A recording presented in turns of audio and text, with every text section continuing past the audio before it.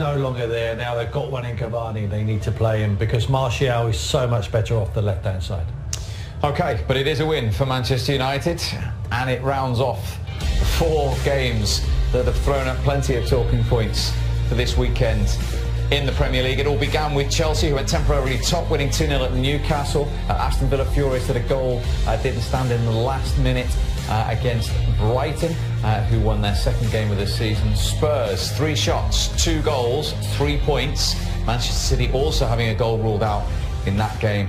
And as I say, some refereeing and VAR talking points at Old Trafford as well, but Manchester United win it by a goal to nil. 4 more games for you to feast on tomorrow, including Liverpool at home to Leicester, and then Wolves Southampton rounds off the Premier League weekend on Monday.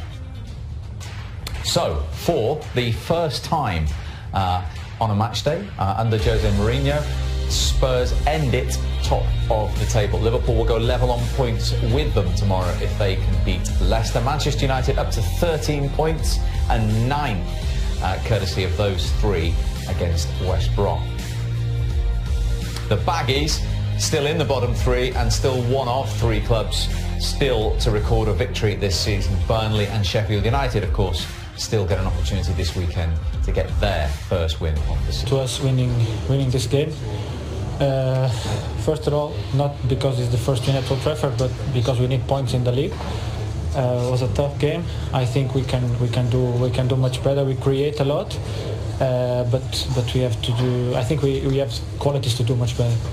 You're involved in both penalties. Just the first one, you look pretty adamant that you got the ball rather than that. Just give us your... Yeah, because I feel in the first moment I touched the ball, and after I touch the ball is the second contact. I think I don't see the image, but what I feel in the moment was I touched first the ball and after the player. And at the other end, what is the thought process when you have to retake a penalty that you missed just moments earlier? It's not good. It's not good because you need to do on the first one. Doesn't matter if the keeper comes out of the line. I'm not happy because okay, I scored the second one, but I need to score the first one. But at this point, the most important is the 3 points. It doesn't matter. Just a case of perhaps feeling the job done tonight after the international break. Yeah, that is the point. 3 points was the most important today, and I think the job is done, but we know we can do much better, and we will do for sure.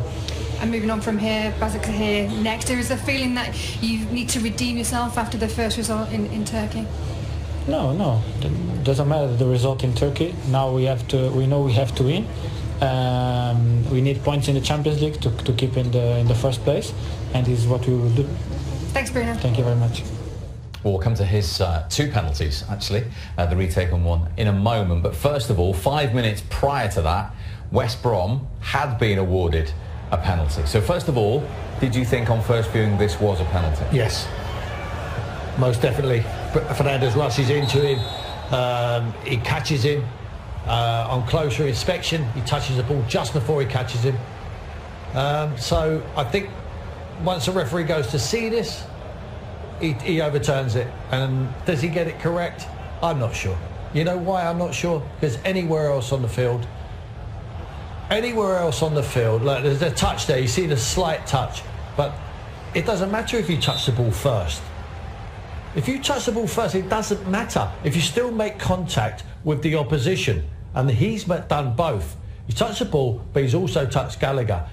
When we talk to Dermot in a minute, he's going to have to tell us the truth. If you touch the ball, does it matter? Because anywhere else on the pitch, they still give free kicks. What did you think? Well, I don't think there's any shame in not every penalty is 100% yes, 100% no. I mean, it'd be an easy job if that was the case. So I think we've got a decision there where it's very, very close. You can make a case either way. I personally don't think it's a penalty. I think he does just feather the ball first, and I don't think there's much force to bring the player down. So I would side with it not being a penalty. So you're saying it has to be obviously a clear and obvious error to be overturned, yeah? Yeah, and I don't think it was clear. I think some people will say, no, I think it was a penalty, because as Tim said, he does connect with the man, and the man goes down, Gallagher. I don't think it's enough force. I personally think that Gallagher could have been play acting all day, really. There was 3 or 4 occasions when he went down really soft. I mean, there's hardly a touch there. That does not bring you down. If you have a look at it, Michael, his shin, Fernandes, as he goes to tackle Gallagher, their shins collide. Simultaneously, as his toe slightly touches the football. So he's not touched the ball before. His shins, you have a look at the shin pads of Fernandes. The shins, and you can see the Gallagher one on a different angle. They collide as he touches the ball. For me, that is a penalty. Okay, well, we actually have the sound of... Look, this one, Steve. Look, you see, look at Gallagher, yellow socks. Look, watch his shin pad. Bosh, straight in there. You can see there's contact from Fernandes. Well, we actually have the sound of the referee, David Coote, once he'd had a look at the screen. Have a listen to this. So it's ball first before. So it's just touched the ball before the player, right, Banksy? Okay, fine. No problem. So it's drop ball to the goalkeeper's restart. Thank you. No pen. You happy with that explanation? Yeah, sort of. I'd like the idea of referees being mic'd up. That sounds really good. That's where we should go. Well, that's another show. That's another debate. Down the line, because I think it is enlightening for us all to listen to that there. Yeah. I think it's enlightening for us all. We understand they've got a tough job. That's a tough call, and he's had to go one way or the other. It could go either way, but for me, it's all about opinions. For me, that for me is a penalty, and I'm just not. I think so. And as I say, I don't mind that. I think you shouldn't be. Some penalties are 50-50, 60-40, something like that, depending on which angle you look at it. So I think it's a very tough job for the referee, and if he had stuck with his decision, I wouldn't really be complaining. OK, let's hear now from the West Brom player involved, Conor Gallagher. Conor, that was a cruel 5 minutes at the start of the second half, wasn't it? How do you feel overall about that one? Yeah, I'm gutted, to be fair. I thought it was a good performance from us. We dug deep, and to concede like that is just so unlucky, and I felt like we were hard done by, especially just before where we could have got a penalty. I'm not sure if it was or it wasn't, to be honest. It was a tackle on you, wasn't it? It was, yeah. I felt a big contact on my leg, but if he got the ball or not, I don't even know. But yeah, we're very disappointed. And then when they go back down the other end as well, just before they put the pass out wide to Juan Mata, were you fouled? Listen, I thought I was, but I can't see from the TVs. Like, he's behind me, so if he got the ball or not, then they know. But I felt like I was fouled. But we had Michael Owen and Tim Sherwood in the studio, and they both thought that you had been fouled, but you didn't seem to appeal for it. I did appeal for it, yeah. And it was just waved away. Yeah, so that's why I was very disappointed, especially as the keeper saved it and just made it even more harsh in a way. Simon Crabtree has alluded to the fact that you both felt he was fouled in the build-up.